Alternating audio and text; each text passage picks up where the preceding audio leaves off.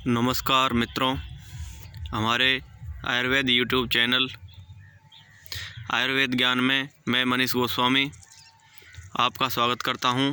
और आज आपका परिचय फिर से एक नई जड़ी बूटी के संबंध में करवाने जा रहा हूं, जिसे हिंदी में पित्त पापड़ा कहते हैं और संस्कृत में इसे परपट और वर्तिक्त व तिक्ता आदि कई नामों से जाना जाता है। मित्रों, आप इसे गौर से देखें और इसकी पहचान करें। यह सर्वसुलभ औषधि है। प्राय यह सर्वत्र भारत में पाई जाती है।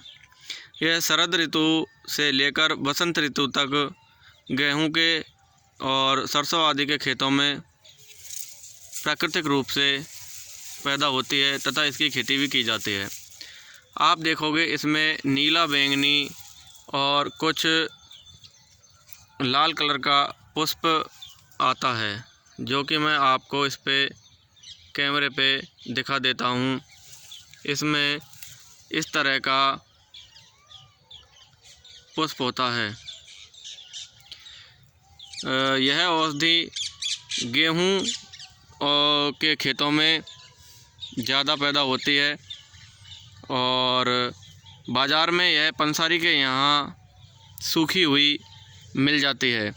लेकिन अगर यह आपको ताज़ा उपलब्ध हो जाती है तो और भी ज़्यादा गुणकारी है।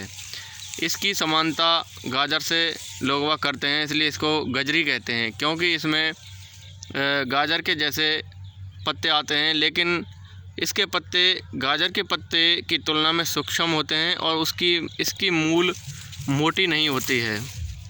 दोस्तों, मैं इसे यहाँ से उखाड़ रहा हूँ, जिससे कि आप इसका अच्छी तरह फ़ोटो आ सके और आप इसकी पहचान कर सकें। यह एक दिव्य और चमत्कारी वनौषधि है।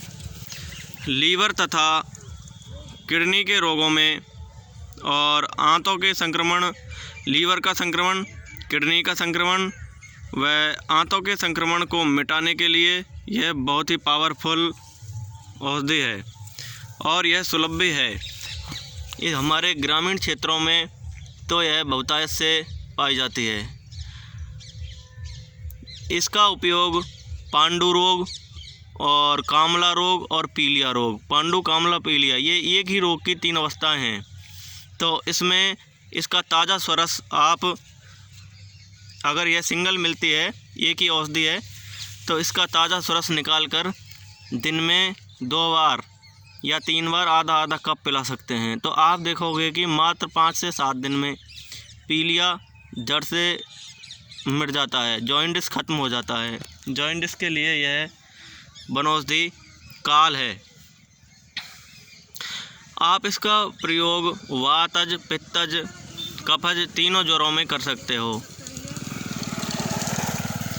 यह ज्वर में आप इसका काढ़ा दे सकते हो, नागरमोथा, नेत्र वाला, सुगंध वाला, और यह पित्त पापड़ा, इन सब का काढ़ा बनाकर दे सकते हो। अगर ये सारी औषधियाँ नहीं मिलें तो सिर्फ पित्त पापड़ा का ही काढ़ा आप इसे उबाल कर, इसे लगभग ले लें 10 ग्राम और 400 ग्राम पानी में उबालें। जब 100 ग्राम 50 ग्राम बचे तो छानकर रोगी को सुहाता पिलाएं। सर में दर्द होने पर सर पर पीसकर, पानी में पीसकर इसका लेप करें तो आप देखोगे कि उससे सर दर्द में भी बहुत आराम मिलता है। दोस्तों, किसी एलोपैथिक दवाई का रिएक्शन, साइड इफ़ेक्ट अगर किसी को हो जाता है, या फिर किसी ने हैवी मेटल धातु जैसे पारा है, गंधक है, कच्ची धातु है, या कोई पॉइजन खा लिया हो, तो ऐसी अवस्था में प्राथमिक उपचार के रूप में आप को कुछ नहीं उस समय उपलब्ध हो पाता है, तो आप सिर्फ़ और सिर्फ इस पित्त पापड़ा का रस, ताज़ा स्वरस निकालकर और रोगी को 2-2 चम्मच की मात्रा में 3-4 बार पिलाएं, लगभग 15-15, 20-20 मिनट के अंतराल पर। और उसके बाद रोगी को आप किसी अच्छे हॉस्पिटल में भर्ती करवा देते हैं, अस्पताल में, तो रोगी की अवस्था में जल्दी ही सुधार होता है। दोस्तों, यह लीवर और किडनी के लिए तो बहुत ही रामबाण औषधि है। यह लीवर की कार्य क्षमता को बढ़ाता है तथा पेट के कीड़े भी इसके सेवन से मिट जाते हैं। छोटे बच्चों में अक्सर पेट के कीड़े बहुत ज़्यादा देखे जाते हैं, तो पेट के कीड़ों के लिए यह रामबाण है। और यह बहुत ही साधारण सी औषधि है, लेकिन इसके गुण बहुत ही उपयोगी हैं, तो आप इसका लाभ उठा सकते हैं। यह पित्त पापड़ा, बुखार, खांसी, कफ आदि में सब में रामबाण है, सब में अच्छा कार्य करता है। तो दोस्तों, आज के लिए इतना ही। कल फिर मिलेंगे एक नई आयुर्वेदिक औषधि के साथ। मैं मनीष गोस्वामी आपका हार्दिक आभार करता हूँ।